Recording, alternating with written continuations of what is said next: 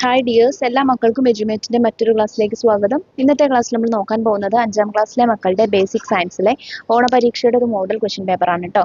ഇത് 2024 വന്ന model question പേപ്പറാണ്. ഇതിന്റെ ക്വസ്റ്റ്യനും ആൻസേഴ്സും ആണ് നമ്മൾ ഇന്നത്തെ ക്ലാസ്സിൽ ഡിസ്കസ് ചെയ്യുന്നത്.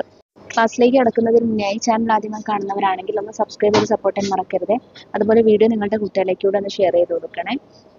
നിങ്ങൾക്ക് എക്സാം തുടങ്ങുന്നതിന് ഫസ്റ്റ് ആയിട്ട് ചോദ്യപേപ്പറിലേക്ക് കടക്കുന്നതിന് മുന്നേ ആയിട്ട് എങ്ങനെയൊക്കെയാണ് അതിന് വേണ്ട ഇൻസ്ട്രക്ഷൻസ് അവിടെ തന്നിട്ടുണ്ട്.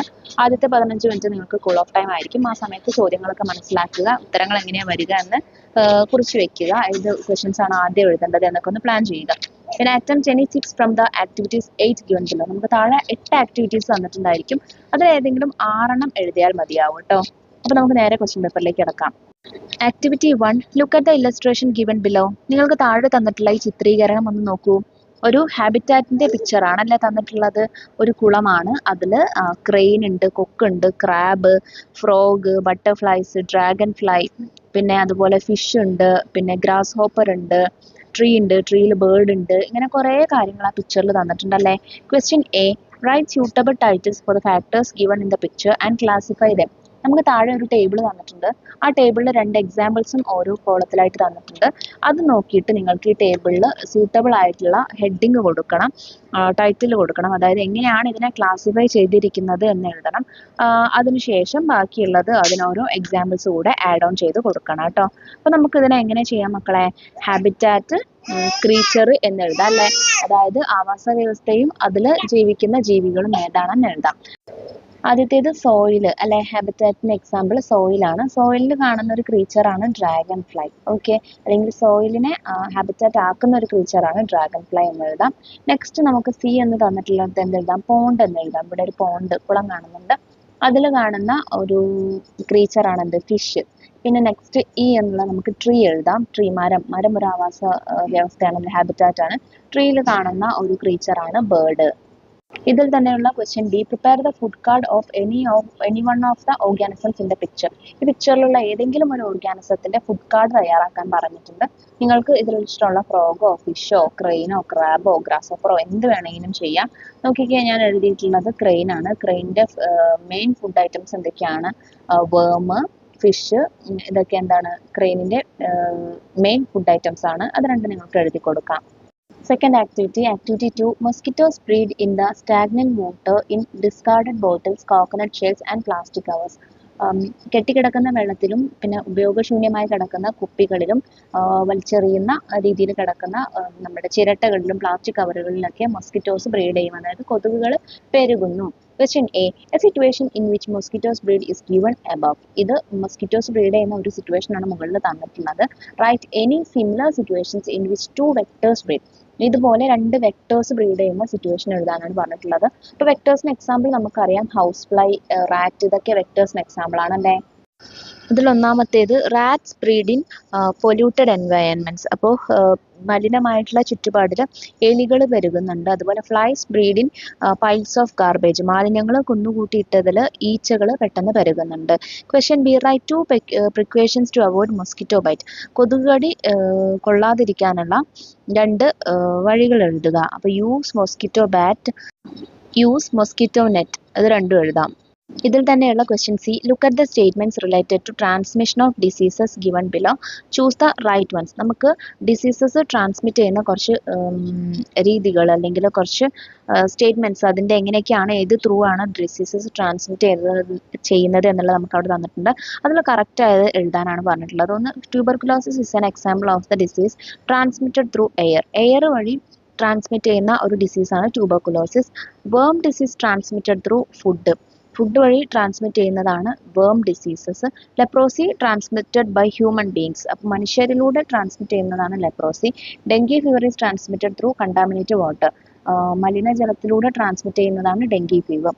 അപ്പോൾ അതിൽ നിങ്ങൾക്ക് ഓപ്ഷൻസ് തന്നിട്ടുള്ളത് 1ഉം 2ഉം കറക്റ്റ്, 1ഉം 3ഉം കറക്റ്റ്, 1ഉം 4ഉം കറക്റ്റ്, 2ഉം 4ഉം കറക്റ്റ് എന്നാണ്. ഇതിൽ 1ഉം 3ഉം ആണ് കറക്റ്റ് ആയിട്ടുള്ളത്. അതായത് tuberculosis is an example of the disease transmitted through air and leprosy is transmitted by human beings. Activity 3, observe the food web given below. നമുക്ക് താഴെ ഒരു ഫുഡ് വെബ് തന്നിട്ടുണ്ട്, അത് ശരിക്കും ശ്രദ്ധിച്ച് നോക്കൂ. Question A, right any 2 food chains from the food web given above. മുകളിൽ തന്നിട്ടുള്ള ഫുഡ് വെബിൽ നിന്ന് ഏതെങ്കിലും 2 ഫുഡ് ചെയിൻസ് എഴുതാൻ പറഞ്ഞിട്ടുണ്ട്. അപ്പോൾ നമുക്ക് എന്ത് എഴുതാം? ഓരോന്ന് ആരോ മാർക്ക് പോകുന്നതിനനുസരിച്ച് എങ്ങോട്ടാണെന്ന് നോക്കിയിട്ട് എഴുതിയാൽ മതി കേട്ടോ മക്കളെ. സോ ഫസ്റ്റ് വൺ ഞാൻ എഴുതുന്നത് നോക്കൂ. പ്ലാന്റ്, വേം, ഫ്രോഗ്, സ്നേക്ക്, വൾച്ചർ.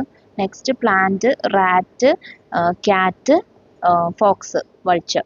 ഇങ്ങനെയാണ് ഞാൻ 2 ഫുഡ് ചെയിൻസ് എഴുതിയിട്ടുള്ളത്. ഇനി question B, which one is the first link in A food chain? ഒരു ഫുഡ് ചെയിനിൽ ആദ്യം വരുന്ന ലിങ്ക്, ഫസ്റ്റ് ലിങ്ക് എന്താണ്? എല്ലാ ഫുഡ് വെബിലും ഫസ്റ്റ് വരുന്ന ലിങ്ക് എന്ന് പറയുന്നത് പ്ലാന്റ് ആയിരിക്കും, സസ്യമായിരിക്കും. Okay. Question C, what are the problems cos to environment by the disappearance of snake from the food web given here? ഇവിടെ തന്നിട്ടുള്ള ഈ ഫുഡ് വെബിൽ നിന്ന് സ്നേക്ക് ഡിസപ്പിയർ ആയാൽ, ഇല്ലാതെയായാൽ ഈ ഫുഡ് വെബിന് എന്തൊക്കെ മാറ്റങ്ങൾ ഉണ്ടായിരിക്കും, അല്ലെങ്കിൽ ഈ എൻവയൺമെന്റിന് എന്തൊക്കെ പ്രോബ്ലംസ് ഉണ്ടായിരിക്കും? Frogs, rats etcetera are multiplying, the eagle is running out of food. അപ്പോൾ തവള, എലി തുടങ്ങിയവ മൾട്ടിപ്ലൈ ആവും, പെരുകി വരും. പിന്നെ അതുപോലെ ഈഗിൾ അല്ലെങ്കിൽ വൾച്ചറിന് എന്താവും? ഫുഡ് ഇല്ലാതെ വരും. Activity 4 നോക്കൂ. Question A, observe the arrangement of leaves in the plant given in the picture. Name 2 other plants in which leaves are arranged in the same manner. അപ്പോൾ ഈ പിക്ചറിൽ തന്നിട്ടുള്ള പ്ലാന്റിന്റെ ലീവ്സ് അറേഞ്ച് ചെയ്തിരിക്കുന്നത് കണ്ട മക്കളെ? 2 ഭാഗത്തേക്കുമായിട്ട് ഇങ്ങനെയാണ് ലീവ്സ് അറേഞ്ച് ചെയ്തിട്ടുള്ളത്. ഇതേ മാനറിൽ പോലെ എന്താണ് ലീവ്സ് അറേഞ്ച് ചെയ്തിട്ടുള്ള 2 പ്ലാന്റ്സിന് എക്സാമ്പിൾ എഴുതാനാണ് പറഞ്ഞിട്ടുള്ളത്. ഗുവ എഴുതാം. പേരക്കയിൽ ഇങ്ങനെയാണ് അറേഞ്ച്മെന്റ്സ്. അതുപോലെ തുളസിയിൽ ഇങ്ങനെയാണ് arrangements. Question B, what advantages do the plants get from this kind of an arrangement? ഇങ്ങനെ ലീവ്സ് ഇതുപോലെ അറേഞ്ച് ചെയ്യുന്നതുകൊണ്ട് പ്ലാന്റ്സിന് കിട്ടുന്ന അഡ്വാൻറ്റേജ് അല്ലെങ്കിൽ ബെനിഫിറ്റ് എന്തൊക്കെയാണ്? They will get maximum sunlight. അവർക്ക് മാക്സിമം സൺലൈറ്റ് കിട്ടും. അതുകൊണ്ട് തന്നെ അവരുടെ ഫുഡ് പ്രൊഡക്ഷൻ ഇൻക്രീസ് ആവുകയും ചെയ്യും. ഇതിൽ തന്നെയുള്ള question C, the illustration given below indicates the components needed for photosynthesis. Identify A, B, C and D. അപ്പോൾ ഒരു പ്ലാന്റിന്റെ ഫോട്ടോസിന്തസിസ്, അതായത് അത് ഫുഡ് പ്രിപ്പയർ ചെയ്യുന്ന പ്രോസസ്സിനെയാണല്ലേ നമ്മൾ ഫോട്ടോസിന്തസിസ് എന്ന് പറയാം. ആ പ്രോസസ്സിൽ നടക്കുന്ന ഒരു ഇല്ലസ്ട്രേഷൻ താഴെ തന്നിട്ടുണ്ട്. ഇതിൽ എ, ബി, സി, ഡി ഏതെന്ന് എഴുതാനാണ് പറഞ്ഞിട്ടുള്ളത്. അപ്പോൾ എ എന്ന് പറയുന്നത് നമുക്ക് അവിടെ പിക്ചറിൽ തന്നെ കണ്ടാൽ അറിയാം എന്താണ്. എ ആരോ മാർക്ക് പ്ലാന്റിനുള്ളിലേക്കാണ്, അതായത് സൺലൈറ്റ് പ്ലാന്റിന് കിട്ടുന്നുണ്ട്. പിന്നെ ബി ആരോ മാർക്ക് പുറത്തേക്കാണ്. അപ്പോൾ പ്ലാന്റ് പുറത്തേക്ക് എന്താ കൊടുക്കുന്നത് മക്കളെ? ഓക്സിജൻ പ്ലാന്റ് പുറത്തേക്ക് കൊടുക്കുന്നുണ്ട്. സോ ബി ഓക്സിജൻ ആണ്. സി അതുപോലെ പ്ലാന്റ് എടുക്കുന്നത് carbon dioxide. C carbon dioxide ആണ്. ഡി മണ്ണിൽ നിന്ന്, സോയിലിൽ നിന്ന് പ്ലാന്റ് എടുക്കുന്നത് എന്തായിരിക്കാം? ഫോട്ടോസിന്തസിസിന് വാട്ടർ ആയിരിക്കാം അല്ലെ? അപ്പോൾ വാട്ടർ എന്ന് എഴുതാം. Activity 5 നോക്കൂ മക്കളെ. 2 children had mingled fully with a child who is affected with contagious fever. Only one child got affected with the fever, but the other child was not affected. Why? അപ്പോൾ 2 കുട്ടികൾ പനിയുള്ള ഒരു കുട്ടിയുമായിട്ട് ഇടപഴകി. അപ്പോൾ ആ സമയത്ത് ഒരാൾക്ക് മാത്രം പനി വന്നു, മറ്റേ ആൾക്ക് പനി വന്നില്ല. ബിക്കോസ് അതിന് കാരണം എന്തായിരിക്കാം എന്നാണ് question. The child who has not affected has natural immunity. ആ കുട്ടിക്ക് എന്തുണ്ട്? നാച്ചുറൽ ആയിട്ടുള്ള ഇമ്മ്യൂണിറ്റി ഉണ്ട്. പാത്തോജൻസിനെതിരെ പോരാടാനുള്ള നാച്ചുറൽ ഇമ്മ്യൂണിറ്റി ആ കുട്ടിക്കുണ്ട്. അതുകൊണ്ടാണ് ആ കുട്ടിക്ക് ഫീവർ വരാതിരുന്നത്. Question B, complete the table. നമുക്കിവിടെ നെയിം ഓഫ് വാക്സിനും അത് ആ വാക്സിന് എന്ത് ഡിസീസസിനെതിരെയാണ് പോരാടുന്നത്, അല്ലെങ്കിൽ എന്ത് ഡിസീസിനെതിരെയാണ് ആ വാക്സിനേറ്റ് ചെയ്യുന്നത് എന്നുള്ള ഒരു ടേബിൾ തന്നിട്ടുണ്ട്. അത് ഫില്ല് ചെയ്ത് കൊടുക്കണം. ഫസ്റ്റ് വാക്സിൻ BCG ആണ്. BCG നമ്മൾ എടുക്കുന്നത് ട്യൂബർകുലോസിസിനെതിരെയാണ്. പിന്നെ പോളിയോ വാക്സിൻ എടുക്കുന്നത് പോളിയോ വരാതിരിക്കാൻ വേണ്ടിയിട്ടാണ്. MR വാക്സിൻ എടുക്കുന്നത് മീസിൽസ്, റുബെല്ല എന്ന 2 ഡിസീസസ് വരാതിരിക്കാൻ വേണ്ടിയിട്ടാണ്. ഇതിലുള്ള question C, which vaccine is to be taken at the age of 10? 10 വയസ്സ് സമയത്ത് നമുക്ക് എടുക്കേണ്ട വാക്സിൻ ഏതാണ്? TD വാക്സിൻ ആണ്, അഥവാ ടെറ്റനസ് ഡിഫ്തീരിയ വാക്സിൻ ആണ്. നെക്സ്റ്റ് ആക്ടിവിറ്റി 6 ആണ്. Observe the picture. നമുക്ക് താഴെ ഒരു പ്ലാന്റിന്റെ പിക്ചർ തന്നിട്ടുണ്ട്. Question A, name the plant which grows clinging to the branch of the mango tree. Write the common name of such plants. ഇത് നമ്മുടെ mango ട്രീയിൽ, മാവിലൊക്കെ പറ്റിപ്പിടിച്ച് വളരുന്ന ഒരു പ്ലാന്റിന്റെ ചിത്രമാണ്. ഈ പ്ലാന്റ് ഏതാണ്? ഈ പ്ലാന്റ് ഏത് കോമൺ ഗ്രൂപ്പിലാണ് വരുന്നത് എന്നാണ് ചോദിച്ചിട്ടുള്ളത്. ഈ പ്ലാന്റ് നമുക്കറിയാം വാൻഡയാണ്, അതായത് മരവാഴ. Okay, വാൻഡയാണ് plant. ഇത് വരുന്നത് എപ്പിഫൈറ്റ്സിലാണ്. എപ്പിഫൈറ്റ്സ് എന്നുള്ള പ്ലാന്റ് ഗ്രൂപ്പിലാണ്, അല്ലെങ്കിൽ എപ്പിഫൈറ്റ്സ് എന്നുള്ള ഗ്രൂപ്പിലാണ് വരുന്നത്. ഓക്കെ. ഇതിലുള്ള question B, the features of roots of this plant are given below, choose the right ones. അപ്പോൾ ഈ പ്ലാന്റിന്റെ വാൻഡയ്ക്ക് 2 തരത്തിലുള്ള റൂട്ട്സ് ഉണ്ട്. ആ 2 റൂട്ട്സിന്റെ ഫീച്ചേഴ്സ് നമുക്ക് താഴെ തന്നിട്ടുണ്ട്. അതിൽ കറക്റ്റ് വണ്ണ് പിക്ക് ഔട്ട് ചെയ്യാനാണ് പറഞ്ഞിട്ടുള്ളത്. ഫസ്റ്റ് സ്റ്റേറ്റ്മെന്റ് നോക്കൂ. Small root absorb water from soil and thick roots absorb water from the tree. ചെറിയ റൂട്ട്സ് മണ്ണിൽ നിന്ന് എന്താ പറയുക വാട്ടറും വലിയ റൂട്ട് അറ്റ്മോസ്ഫിയറിൽ നിന്ന് വാട്ടറും വലിച്ചെടുക്കും ട്രീയിൽ നിന്ന് വാട്ടറും വലിച്ചെടുക്കും എന്നാണ് പറഞ്ഞിട്ടുള്ളത്. Second statement small Roots help the plant cling on the tree and thick Roots help absorb moisture from the atmosphere. ചെറിയ റൂട്ട് പ്ലാന്റിൽ പറ്റി പിടിച്ച് വളരാനും വലിയ റൂട്ട് അറ്റ്മോസ്ഫിയറിൽ നിന്ന് മോയ്സ്ചർ ഈർപ്പവും വലിച്ചെടുക്കും എന്നാണ് പറഞ്ഞിട്ടുള്ളത്. Third statement thick roots absorb water from the soil and small root absorb water from the tree.